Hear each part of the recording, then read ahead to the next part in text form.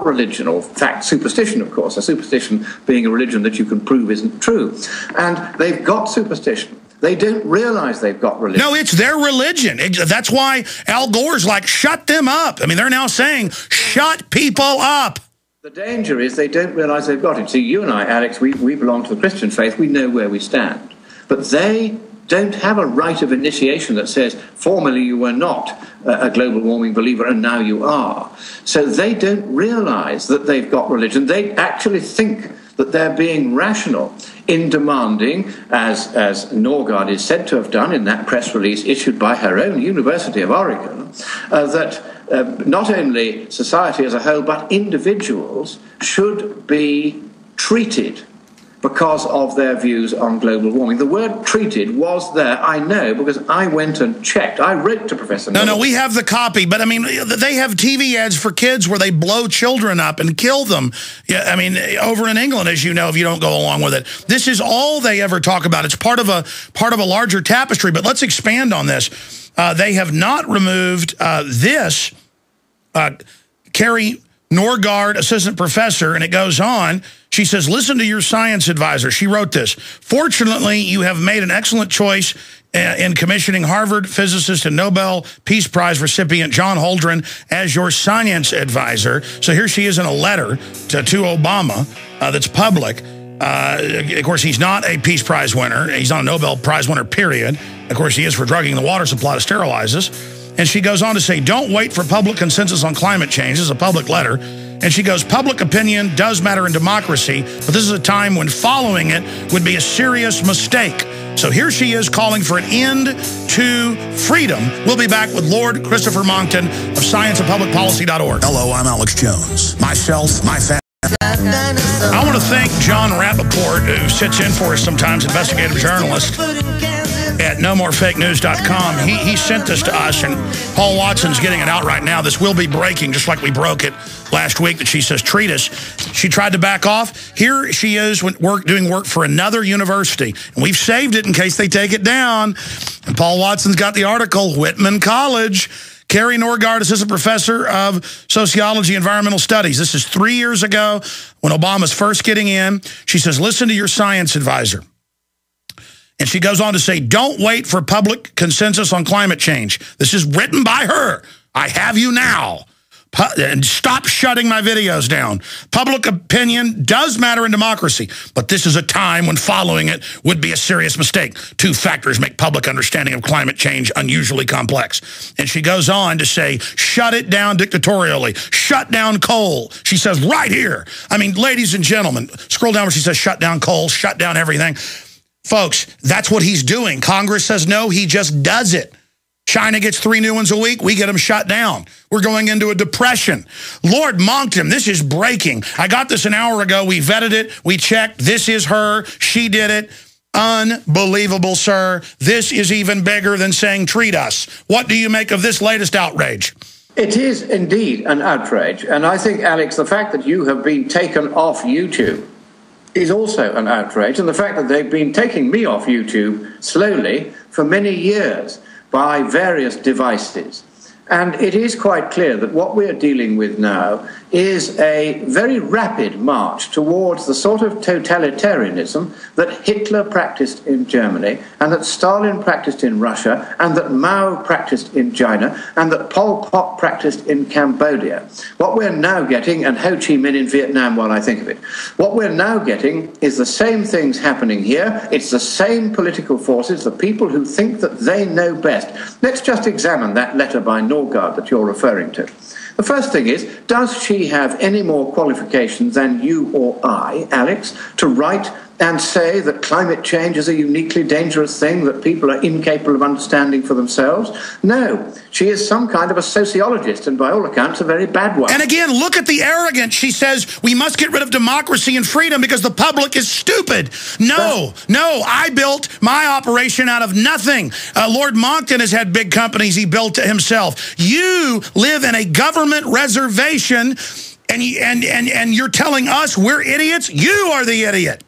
That, I think, is fair comment. And I think also it's fair comment that if she has absolutely no knowledge of the science behind this. She might at least have tried to study it a bit before coming out with these pronouncements. You see, Alex, when I first began looking at this, I went and talked to the scientists on both sides. I wanted to hear what the science really said. I wanted to understand the economics for myself. I sweated the numbers for myself before I started shooting my mouth off on this. It took me 6 months before I said anything. So did I. I spent years before I even ventured. Know what this was about. Now, she clearly hasn't got the faintest clue. Imagine what letter she should now be writing. She should be writing saying, Dear President Obama, there are many problems you have to deal with, not the least of which is a massive and very rapidly growing public debt. So the first thing is the government shouldn't be spending money on climate change, given that there isn't any at the moment.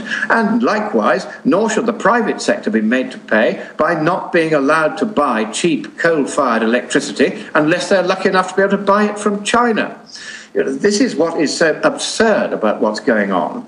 These people are absolutely intent on closing down America in particular and the West in general. I do not recall, Alex, having heard that Professor Norgard has written to the Chinese government saying that their declared policy, you'll find it in the annual statistical communiques of the People's Republic of China, issued in Peking every year, of building 2 or 3 new coal-fired power stations a month, is... Stay there.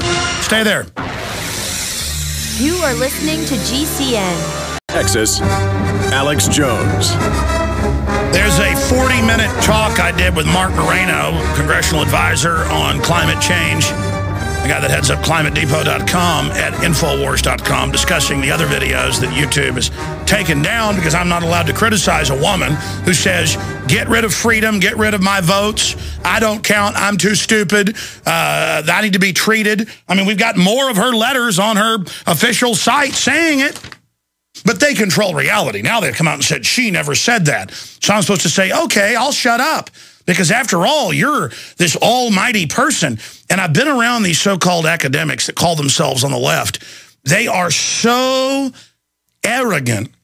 And I'm not even into the whole left-right paradigm. There's problems on the so-called right. But there's something about the left where they always talk about, I hear them on talk radio, about how stupid everyone is and how smart they are.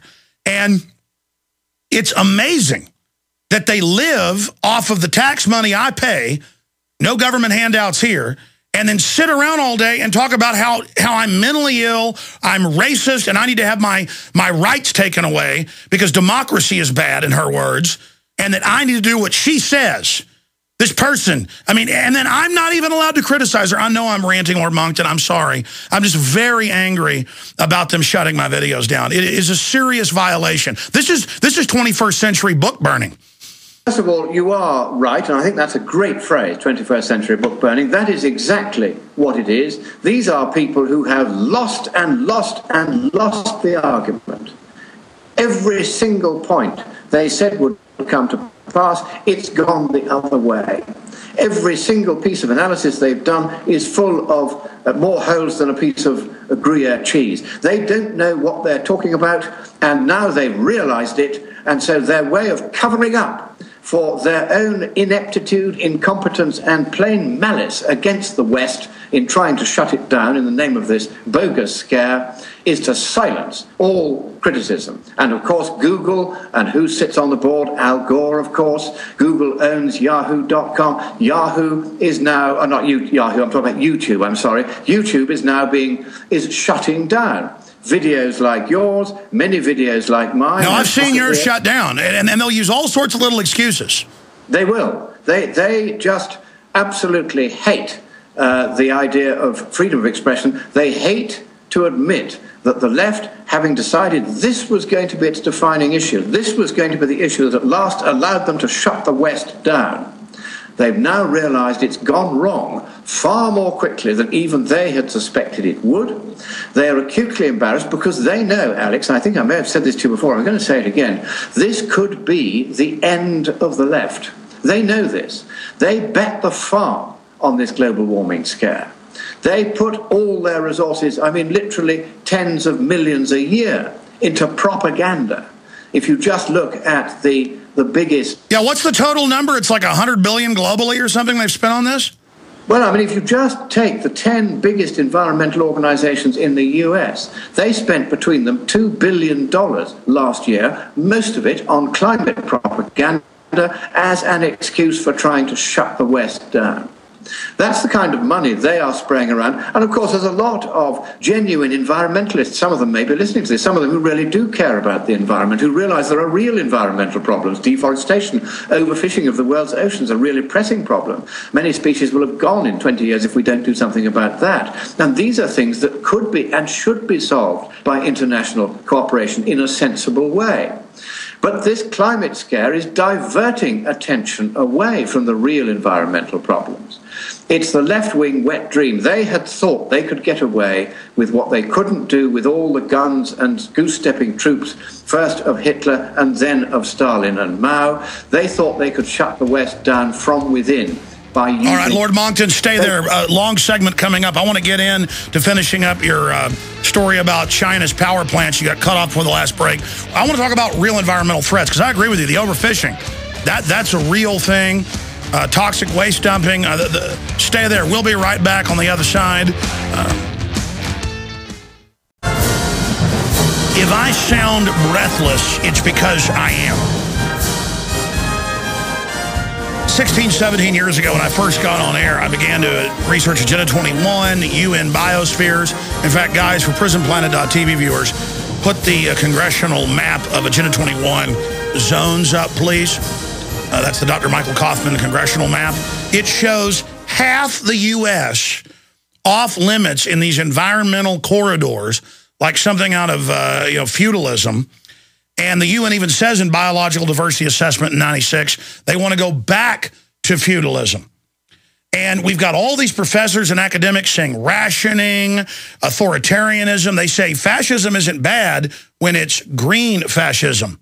Now, that's a Senate vote map, 21, where they want to not let you travel now if you haven't paid all your income taxes. It's the Dr. Michael Kaufman UN map. And that will bring it up, what we showed in the first hour.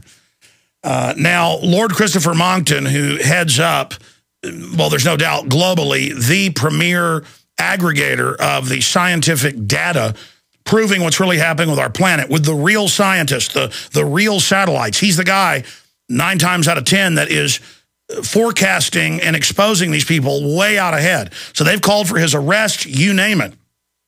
And he joins us now. But expanding on that, they have expunged all the universities she's spoken at or that she's worked at, except for Whitman College 3.5 years ago when she was commending Obama for appointing John P. Holdren, who's also called for a global tyranny and drugging the water to sterilize us and praising authoritarianism like Dr. Pianka does at UT. I mean, this is who they are. It's not like this is some oddball we found. We have it.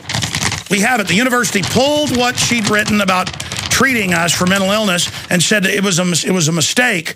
And now we find this. Don't wait for public consensus. A public letter. She says, public opinion does matter in democracy, but this is a time when following it would be a serious mistake. 2 factors make public understanding of climate change unusually complex. She goes on to say we're stupid.